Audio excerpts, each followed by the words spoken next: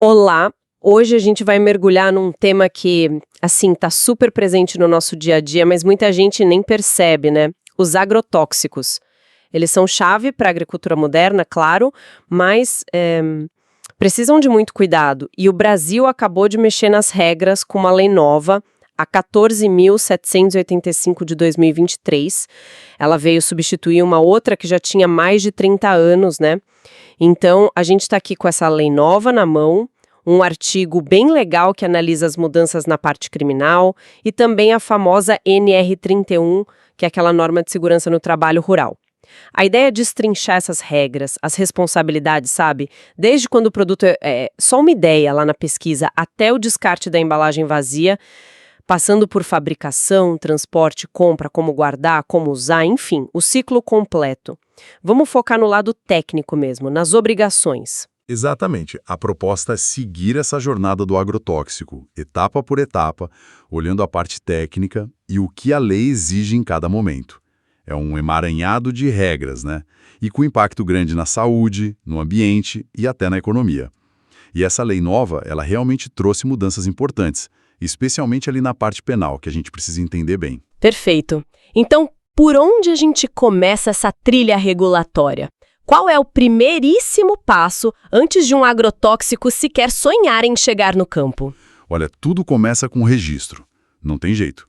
A Lei 14.785, logo no artigo 3º, ela é bem clara. Qualquer coisa que você vai fazer com esses produtos, pesquisar, fabricar, importar, exportar, vender, guardar, transportar, usar, tudo isso precisa de registro antes, lá nos órgãos federais certos. Ah, e não é um órgão só que bate o martelo, né? É uma decisão dividida, pelo que entendi? E isso é uma avaliação que a gente chama de peripartite.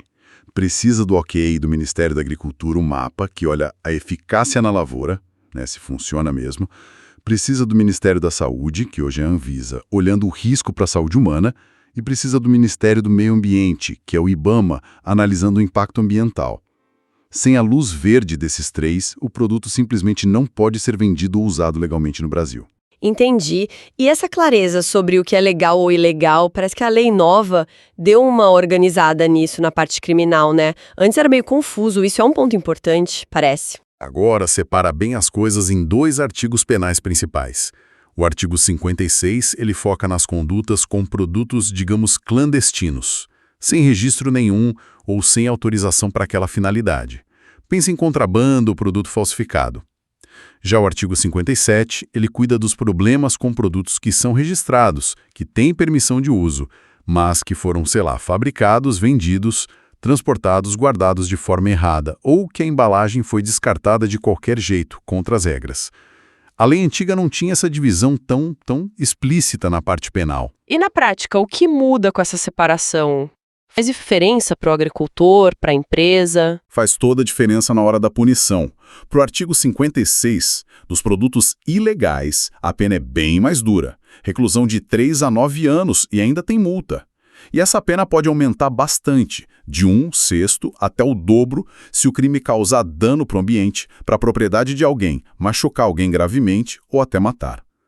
Agora, para o artigo 57, que são as irregularidades com produto registrado, tipo jogar a embalagem no rio, a pena é de reclusão de 2 a 4 anos, mais multa. É uma diferença considerável. Ah, entendi. O recado é claro. O foco do aperto maior é no mercado ilegal, que é um risco enorme, né? Muitas vezes vindo de fora, sem controle nenhum. Exatamente. Esse é o ponto. Ok, registrou. O produto está liberado. Mas ele tem que ir para a fazenda. E transportar esse tipo de material não deve ser simples, né? Já vi caminhão todo sinalizado. A NR31 deve ter regra para isso também. Com certeza. E transportar errado também pode ser crime, viu? Pode cair no artigo 56 se o produto for ilegal, ou no 57 se for legal, mas transportado de forma irregular. Mas as regras do dia a dia, aquelas bem práticas, estão lá na NR31, a norma de segurança rural. Olha, a NR31 é bem direta nesse ponto. Proibido carregar agrotóxico junto com gente, bicho, comida, ração, roupa, ferramenta pessoal, NR31.7.3 JM. Nada disso no mesmo lugar. Mesmo que seja rapidinho? Não pode.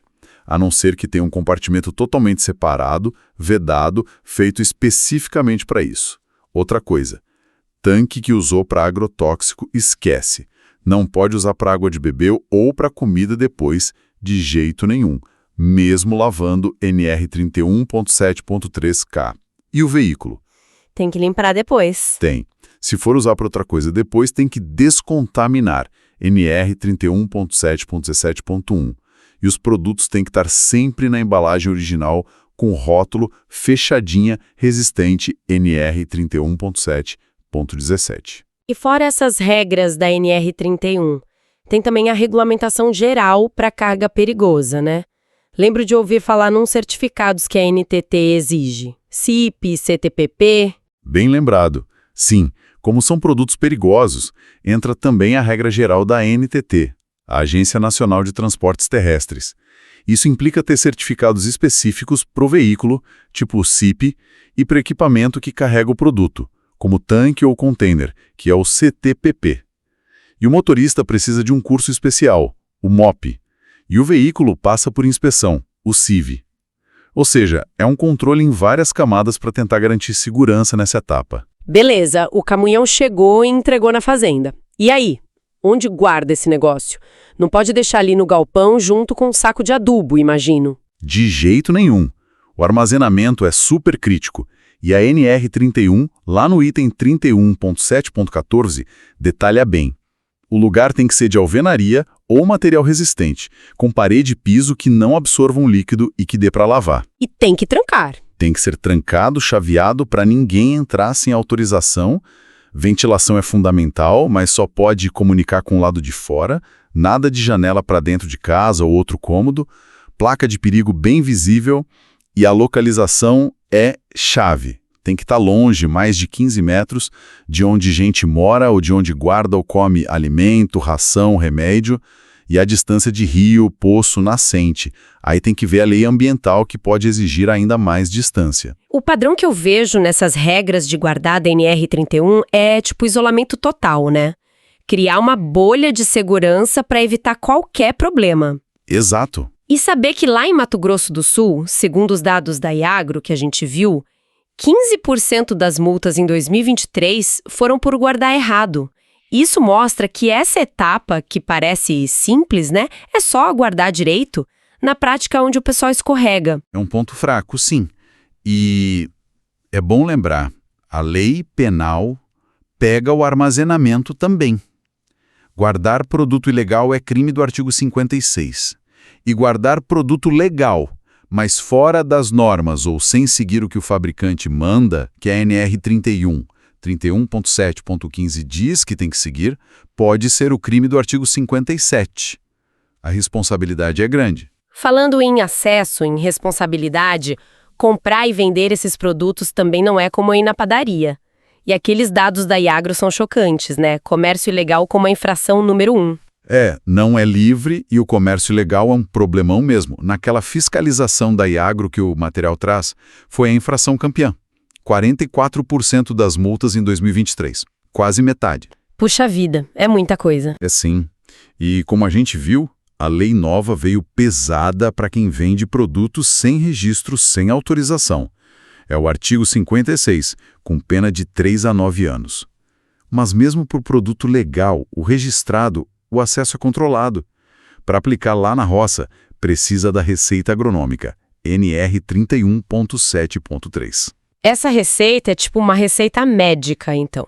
Só um agrônomo pode receitar o veneno certo para aquela praga, naquela planta, evitando usar coisa errada ou demais. Exatamente essa a ideia. É um documento técnico assinado por um engenheiro agrônomo ou florestal. Ali diz qual produto usar, quanto usar, como aplicar, que cuidados tomar para aquela praga ou doença específica naquela cultura. É um controle técnico. E a falta dessa receita também apareceu nos dados da Iagro, né? Apareceu sim. Foi outra infração comum, com 8% dos casos. Isso mostra que o controle tem que ser nas duas pontas, na hora de vender, exigindo a receita, e na hora de usar, seguindo o que ela diz. Bom, chegamos na hora H, aplicar o produto na lavoura. Aqui a segurança de quem está ali mexendo com o produto tem que ser prioridade total.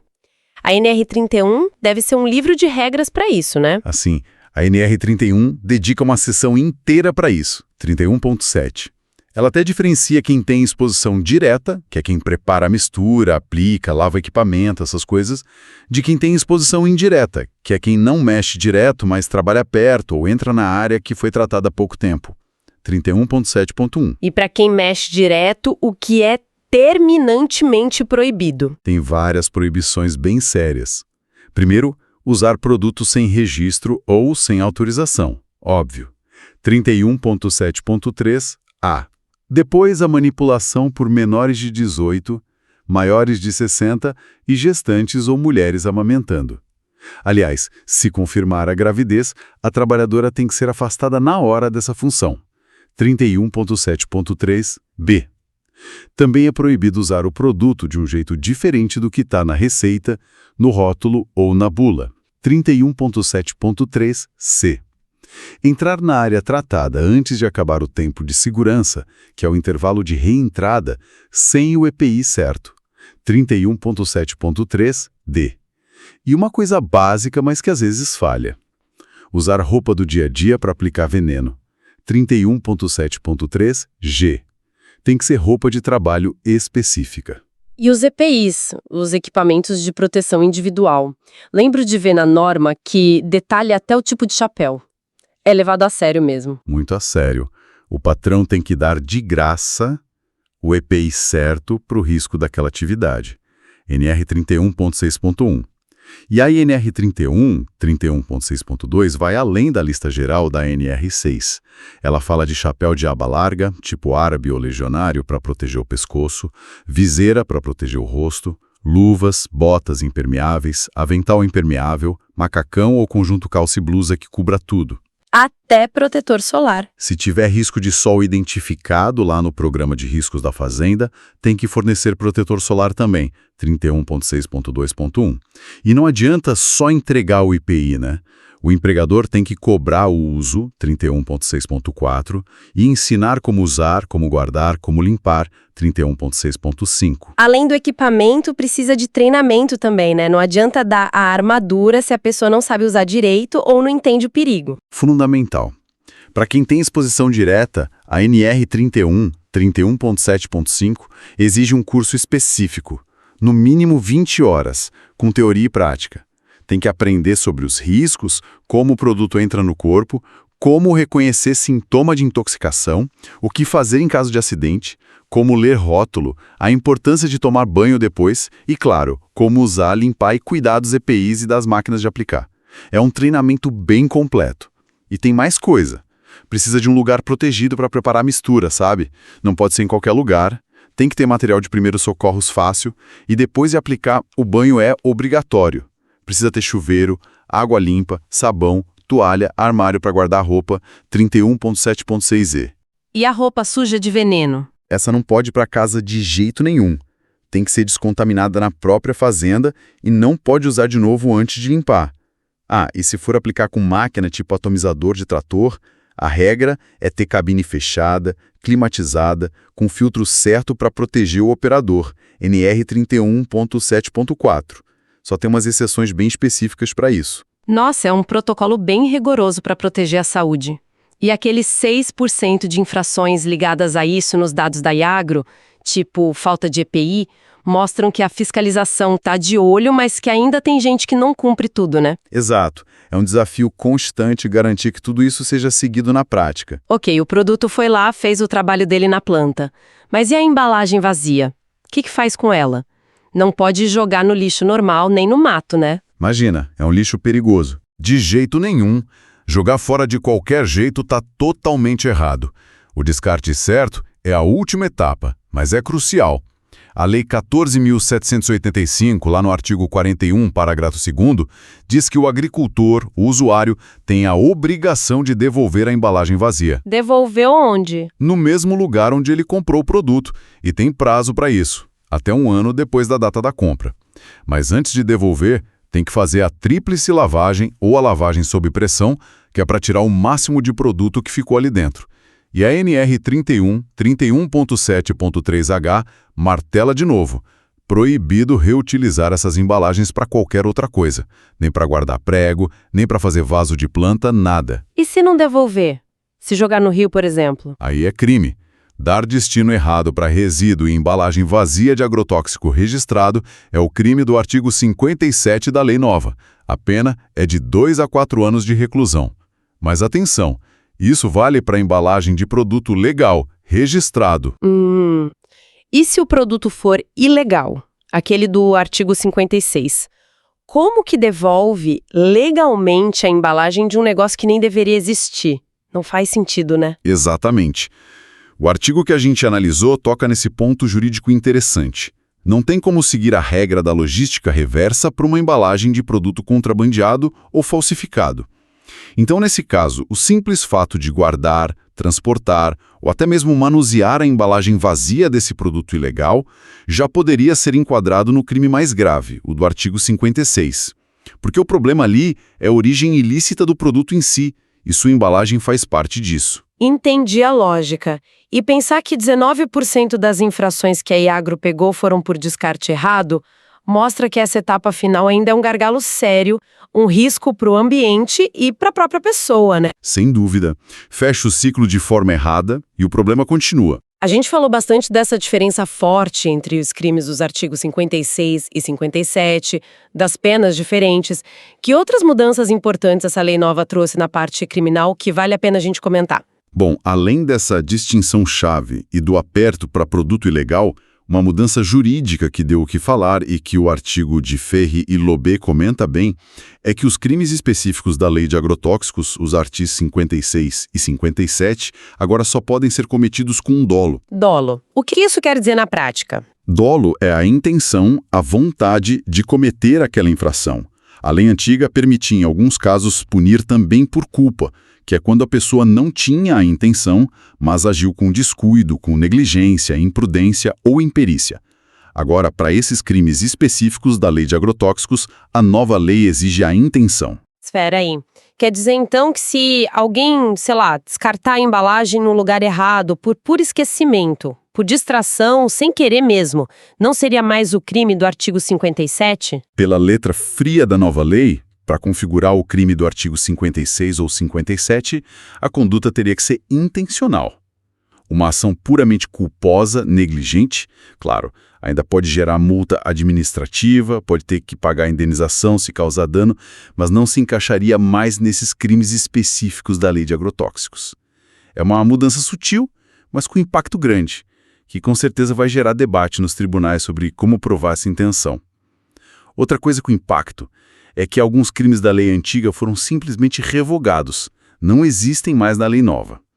O mais falado foi o antigo artigo 16. Ele punia especificamente o patrão ou o agrônomo responsável que deixasse de tomar as medidas de proteção para a saúde do trabalhador e para o ambiente. E aí, quem estava respondendo por esse crime se livrou? Pode acontecer o que o direito chama de abolitio criminis. Ou seja, a lei nova acabou com aquele crime específico.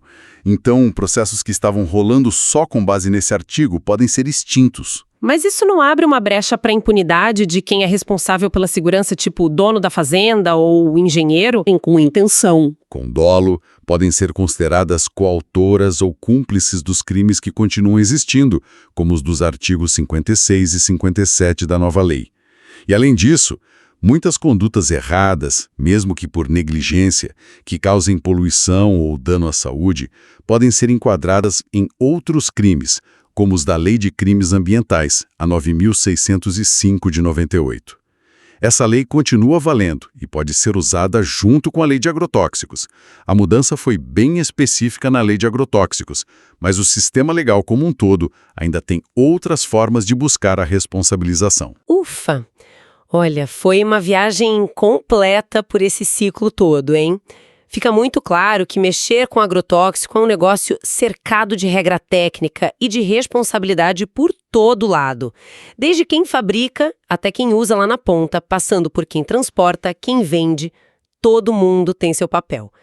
A nova lei, a 14785, e essa NR31, que é super detalhada, elas tentam criar um caminho para que o uso seja o mais seguro possível, o mais controlado. Com certeza. É sempre essa busca de equilíbrio, né? Entre a necessidade de produzir alimento, que é fundamental, e a obrigação de proteger a saúde das pessoas e o nosso meio ambiente. A responsabilidade acaba sendo de todo mundo na cadeia. E conhecer essas regras todas, as técnicas da NR31, as legais da lei nova, é o primeiro passo para fazer a coisa certa e o mais importante, para evitar acidente, evitar dano. Então, o que fica disso tudo? Fica que existe sim um esforço regulatório enorme, técnico, jurídico, para tentar controlar os riscos que esses produtos trazem. Mas, depois de toda essa nossa conversa, fica aquela pulga atrás da orelha, né? Pensando nessa trabalheira toda de norma, na dificuldade que a gente sabe que existe para fiscalizar cada cantinho desse Brasil, nas penas que agora dependem tanto da intenção, da ilegalidade do produto, será que não poderiam surgir outras coisas, talvez fora só da lei e da multa? Tipo inovações na tecnologia ou, quem sabe, até umas mudanças de cabeça mesmo na cultura da agricultura que ajudassem a gente a ter uma gestão ainda mais segura, mais sustentável desses produtos que são tão importantes para a gente comer. Fica aí a reflexão para todo mundo.